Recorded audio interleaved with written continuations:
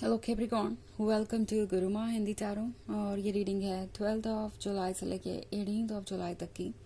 तो चलिए देखते हैं आपके लिए क्या मैसेजेस है इस वीक में और आप क्या एक्सपेक्ट कर सकते हैं अपनी लव लाइफ में।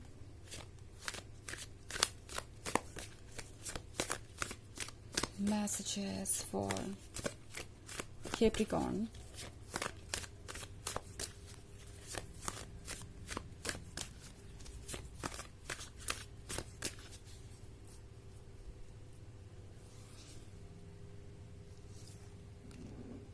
Five of Scepters, the Emperor, the Priestess, Daughter of Grails, and Four of Skulls.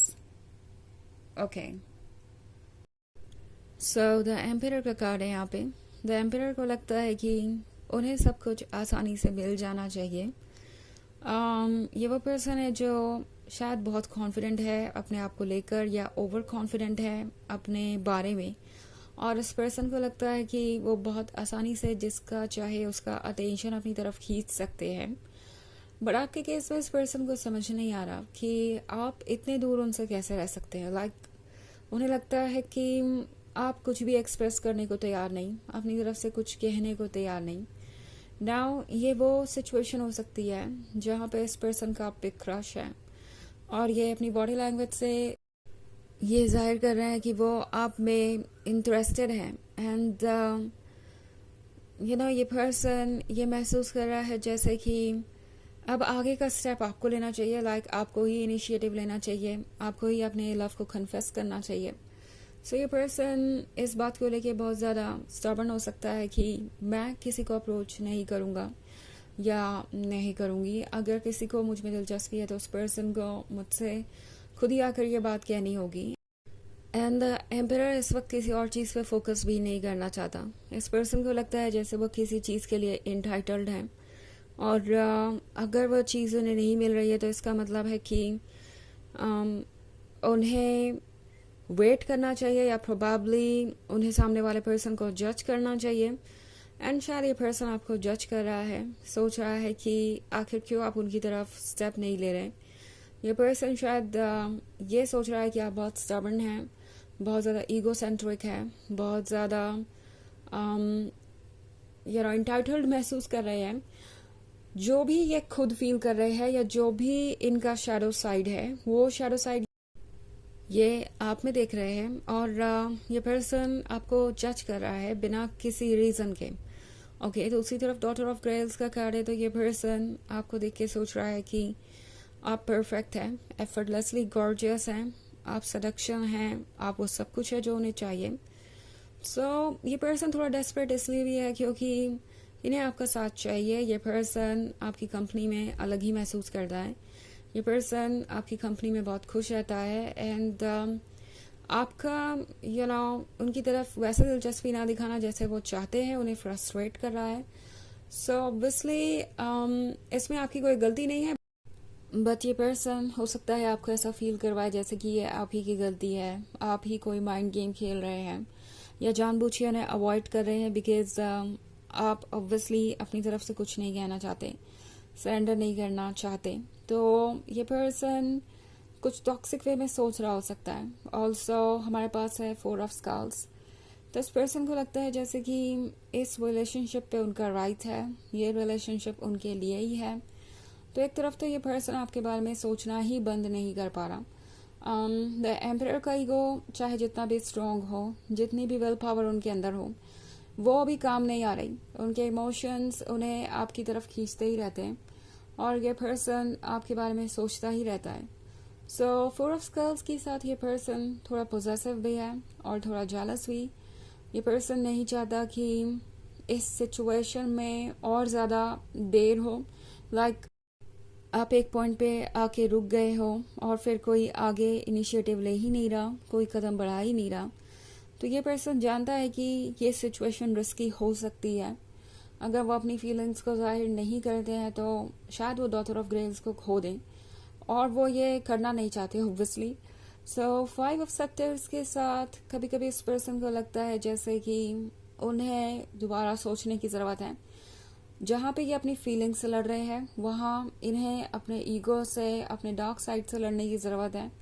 अपने प्यार को जाहिर करके वो कहीं से भी कम नहीं हो जाएंगे किसी से, और कहीं से भी उनका ईगो हर्ट नहीं होने वाला है। अगर वो ईगो रखते भी है तो इसमें कोई सेल्फ एस्टीम और ईगो से रिलेटेड बात ही नहीं है। ये पर्सन अभी इतना मैच्योर नहीं है कि इन बातों को समझे, बट कोशिश ज़रूर कर रहा है। इनफैक्ट 5 ऑफ सेप्टर्स का कार्ड इनकी सोल को दर्शाता है जो इन्हें गाइड करना चाहती है। ये 2 फोर्सेस के बारे में है, ओके, एक डार्क फोर्स और एक ब्राइट फोर्स, जो कि इस वक्त एक दूसरे के साथ लड़ने की कोशिश कर रहे हैं कि फाइनली कौन कंट्रोल करेगा द एम्परर को। तो एक तरफ तो इनका ईगो है, माइंड है, वो सारी चीज़ें हैं जो इन्हें अर्थ से जोड़ती हैं। दूसरी तरफ सोल है जो इनके लिए इम्पोर्टेंट है। ये पर्सन ये महसूस कर रहा है कि वो किसी भी सिचुएशन में कंफर्टेबल नहीं रह सकते। अगर वो अपने दिमाग की सुनेंगे तो वो अपने सोल को नाराज करेंगे और इस वजह से वो खुश नहीं रह पाएंगे। अगर वो अपनी माइंड की सुनेंगे तो ऑब्वियसली कहीं गुम हो जाएंगे। दूसरी तरफ अगर अपनी सोल की सुनेंगे तो अपने ईगो और सेल्फ एस्टीम को प्रोटेक्ट नहीं कर पाएंगे जो उन्हें इतना प्यारा है। हालांकि इसमें ईगो और सेल्फ एस्टीम का कोई सवाल नहीं है, ना इनका ईगो हर्ट होगा ना इनका सेल्फ एस्टीम, बट ये उस तरीके से चीज़ों को देख रहे हैं और यही एक प्रॉब्लम है यहाँ पे। हालांकि ये एक जनरल रीडिंग है तो ये सबसे रेजोनेट नहीं करेगी। एनर्जी रिवर्स हो सकती है अगर आप क्रॉस वॉचर हैं। इसके अलावा अगर आप पिछले वीक की रीडिंग देखना चाहें तो उसका लिंक आपको डिस्क्रिप्शन बॉक्स में मिल जाएगा हमेशा की तरह। चलिए आगे बढ़ते हैं और देखते हैं और क्या मैसेजेस है आपके लिए।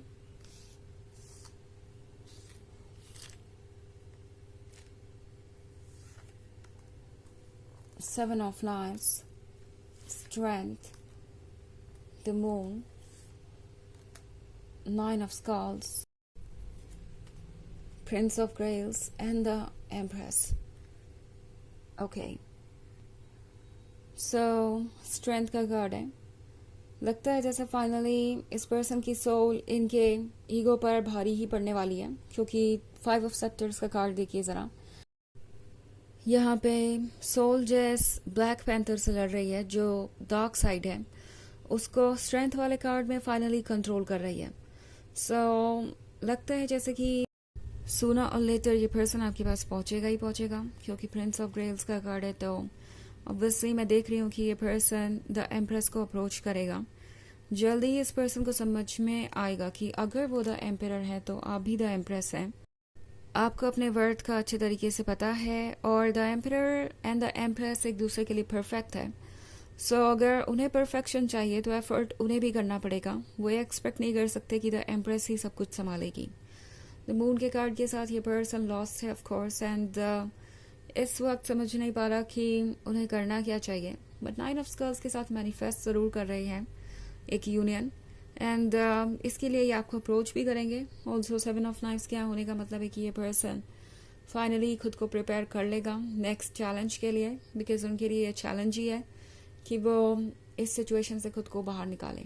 ओके, चलिए देखते हैं आपके लिए ऑरेकल मैसेज क्या है।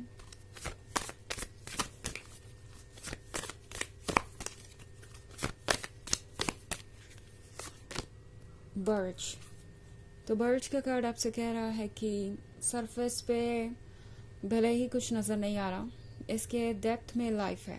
ओके, कुछ तो ऐसा है जो कि इंटरेस्टिंग है, और ये पर्सन ये भी फील कर पा रहा है कि इस रिलेशनशिप में पोटेंशियल बहुत है ग्रो करने का। जो आप अभी नहीं देख पा रहे वो जल्द ही समय के साथ सामने आएगा। ओके, तो ये है रीडिंग इस वीक की। आई होप आपको अच्छी लगी होगी। Thanks for watching, till next video, bye.